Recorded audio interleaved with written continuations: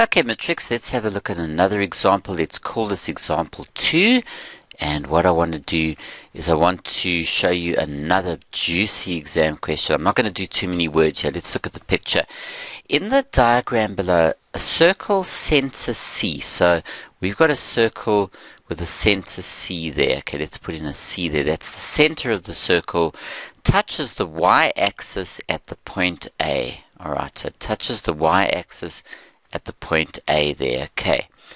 Right. Okay. Then it says there, a straight line with equation, this guy over here, it's 3x plus 4y is equal to negative 7. That's the equation of this line here. Passes through D, it passes through the center, and it passes through this point B, which we're going to call minus 1, minus 1. Okay, so here's a tangent to the circle at B. That's the center of the circle. That's point D there. And the equation of the line DCB is 3x plus 4y is minus 7. And there we go. A is the point, 0 to which, and the y-axis is a tangent to the circle touches it, and there's a tangent also at point B. Now, what we're going to do is we're going to be looking at some questions. The very first question I want to focus on is I want you to find the equation of T, the tangent, the equation of this tangent line here. Okay, well, what do we know? Well, firstly, the radius is perpendicular to the tangent. We've got a point on the tangent, and we want to then see what the gradient of the radius would be, and then we can get the gradient of the tangent. But now the problem is that we don't have the coordinates of D or C in this case to be able to work out the gradient of the radius, but we do have the equation of the line DCB. Now watch this, this is important. When we work out the gradient of line DCB, watch this. We can say 3x plus 4y is negative 7. Now if you solve for y, so you bring the 3x across, and then you divide everybody by 4, you're going to get the gradient of, this is the gradient of the line DCB. Okay, so it's the gradient of this line. So the gradient of this line is going to be negative 3/4. And that would apply to the radius. So what would then be the gradient of the tangent? Would be 4/3. Change the sign and swap around these two. The gradient of the line DB is minus 3/4, and the gradient of the tangent is 4/3. And then we also have a point x1, y1 on the tangent line, so it's very easy to now work out the equation.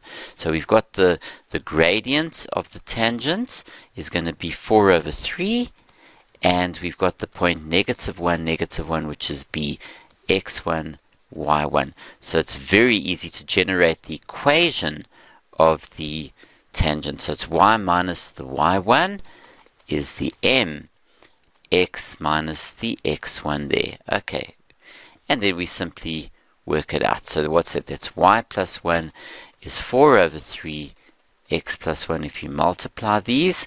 So it's y plus 1 is distribute in, so it's 4/3, x plus 4/3, and then we can bring that 1 across, so it's 4/3x, 4/3 minus the 1 is positive 1/3, and there's your equation of the tangent line going like that. Okay, awesome. Now the next question, which is quite nice, number B.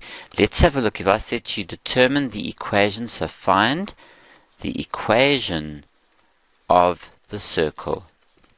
Okay, well, what do we need? We're going to need the center, so we need the center of the circle, and we need the radius to be able to get the equation of the circle. Well, what is the center? Well, this is tricky, because at the moment if you probably agree with me here, that we don't have the coordinates of the center. But what we do know, now people watch this, that the y value for C is the same as the y value for A. So we know the y value is 2, but we don't know what the x value is. Now to get that, this is the y value. Now remember, you are on this line here. You're on this line. The c passes through that line. And what's its equation? 3x plus 4y is negative 7. So if you bring that 2 into there for y, you'll be able to get the value of x. Now watch this. It's quite simple. If you look at the equation there, you've got 3x plus 4y is negative 7, but I'm going to let the y be 2 in that equation of that line that you've got there. That point C lies on the line. Its y value is 2. So it's 3x plus 8 is negative 7. So 3x is negative 15 and x is negative 5. Okay, so the x value for C is negative 5. So we can go here and say, well, great, x is negative 5 here. And we've got the coordinates of C. So C, the center, is minus 5, 2, which we're going to need. Okay, so we've got the coordinates of the center, and then we can then work out the length of the radius. So let's just write down the equation of the circle with the center in there. So if you take the center is negative 5 and 2, then we can say the equation is x plus 5 squared plus y minus 2 squared, that changes sign, is equal to r squared. Okay, and how do we then get the value of r? Well, now I'm going to show you a pretty easy way of doing this. If you go back here, we've got the center. If you have a look at this, you know that this is negative 5 here. So that length, so this length is 5. So that length is 5. And what does that tell us? It tells us that the radius is 5. The radius is 5. If that's negative 5 there, then that distance is 5, and the radius must be 5. So we've got the radius being 5 there. Okay, so what a pleasure. So we can go back into the equation here and say, well, that's no problem with the equation.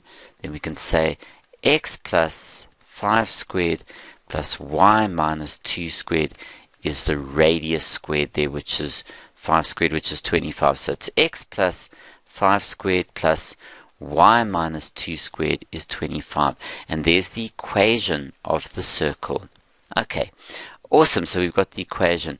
Now the next question that I want to ask you is in number C here, is I want you to find point D, the coordinates of D. Find the coordinates of point D. Now have a look, where's D here?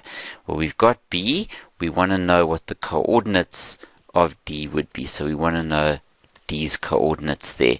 We've got C and we've got B here. And C is the midpoint because that's the diameter and that's the center. So obviously C would be the midpoint of DB. So how do we do that? Well, if you look at number C, we've got D being the unknown point which we want. C is negative 5, 2, and B is negative 1, negative 1. That's the point B. And the midpoint C, if you then use the midpoint formula, remember you add up the x's, divide by 2, and add up the y's and divide by 2. So then you equate these, so you say minus 5 is x minus 1 over 2, and 2 is y minus 1 over 2. Multiply everybody by 2, there we go, and then that's negative 9 is x, 4 is y minus 1, and y is equal to 5. So the coordinates of D would then be negative 9, 5. There you've got it there using the midpoint formula from grade 10. So if we go back here, we can immediately see D is going to be the point minus 9, 5, which is correct. There we go.